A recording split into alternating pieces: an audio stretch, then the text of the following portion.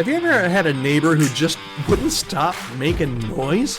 Imagine a leaf blower running outside of your house all day, every day. That's what happened in College Station, Texas recently when Amazon's drones took to the sky. But here's the twist, the people fought back and they won. Here's the big lesson here for church leaders. Are we pushing our own agendas without truly listening to the people we serve? We're going to tackle that today. We're unpacking the hard leadership lessons from Amazon's drone debacle and absolutely what it means for your church. Thanks so much for joining me. My name is Todd Rhodes. I'm one of the co-founders over at chemistrystaffing.com and your host here on the Healthy Church Staff Podcast. Okay, so we're going to learn 5 things from this total fiasco from Amazon and how they tried to implement their drone delivery. We're going to look at 5 different things. We're going to talk about how innovation without invitation is invasion. We're going to talk about when people don't feel heard, they often push back. We're going to talk about progress isn't always worth the price. We're going to talk about the right location matters, and we're going to talk about trust is hard to win, and it's really easy to lose. So let's dig right in. Truth number 1, innovation without invitation is invasion. That will preach. Innovation without invitation is invasion. So here's what happened. Amazon drones were an attempt to innovate delivery services. But what the company failed to consider was the real impact on the community, the noise, the privacy concerns, even pets and wildlife reacting to these buzzing drones making these deliveries.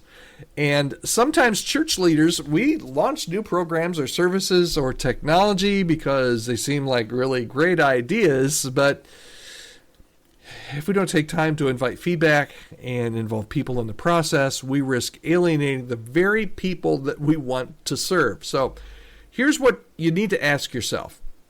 Whenever you introduce something new, something you are excited about as a leader, something that you feel like, hey, this is an incredible innovation that we're going to introduce and people are going to love it. Here's what you need to ask yourself. Are we introducing changes because they serve our people or just because they seem exciting? Okay? Are we introducing changes because they serve our people or just because they seem exciting? Okay, truth number 2. When people don't feel heard, they push back. The residents of College Station didn't just grumble about the drones. They organized and submitted formal complaints, and ultimately, they forced Amazon to retreat. Why? Because they felt unheard. They felt like they had some input, they had, yes, some complaints, and Amazon just didn't listen. Does this ever happen in the church? Oh my goodness, yes it does. When people in your church feel like they're ignored, whether it's about worship styles or ministry direction or staff decisions, they just don't get over it. They talk, they resist, in some cases, they leave. So what should you ask yourself here? Here's some question you should be asking. Are you listening well enough to the frustrations and concerns of our congregation before you make big decisions? I know you don't want to, it's usually the same people that have the same complaints, and yep, absolutely, but sometimes you get input from people that you really need to listen to. Okay. Truth number 3, progress isn't always worth the price. Amazon totally miscalculated the cost of running drones near residential areas, and the backlash outweighed the benefit. They found this out the hard way. The community was not anti-progress. They just wanted it done in a way that respected their lives. And church people are the same way. Churches sometimes push forward with new ideas without counting the relational and cultural cost, whether it's a new worship format, whether it's a new leadership structure, whether it's a building project. Forcing change too fast, you know this as a leader, can fracture a congregation right down the middle. So here's a question you need to ask yourself in this area. Is this change necessary, or are we just pushing it without considering any of the long-term impact? You really do need to ask that question because it's just that important. Okay, 2 more here. Number 4, the right location matters. Okay, Amazon's drones, they worked well in some locations, like commercial areas where noise and privacy aren't real major concerns, but in residential areas, it became a problem. And just like Amazon needed to rethink its drone locations, church leaders must consider context. Okay, you got to consider context when you're making some of these leadership decisions. A strategy that works well in one church, even across town, might fail in yours. What works in a big city or a megachurch won't necessarily work in your small town congregation. So what should you be asking yourself here? Are we considering our local culture, our demographics, and our history before implementing new strategies? Incredibly important question. And then finally, number 5, trust is hard to win and it's easy to lose. And in the end, Amazon could have avoided almost all of this drama by being upfront about its plans, number 1, and by listening to the community and by adjusting their strategy before it became a battle. Instead, they didn't listen. They were just kind of obstinate and they lost trust.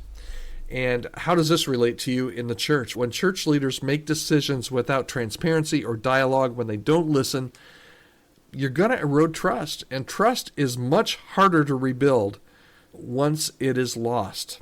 So what question should you ask yourself here? You should really be asking yourself, are we able to be as transparent as possible? Matter of fact, not are we able, are we being as transparent as possible with our congregation, with our church, about all these upcoming changes and decisions? And then more importantly, are we listening to the feedback that we're hearing? So Amazon learned the hard way that pushing forward without listening, while it can be innovative, while it can be exciting, it can also backfire in a huge way. Church leaders, let's not make the same mistake that Amazon made.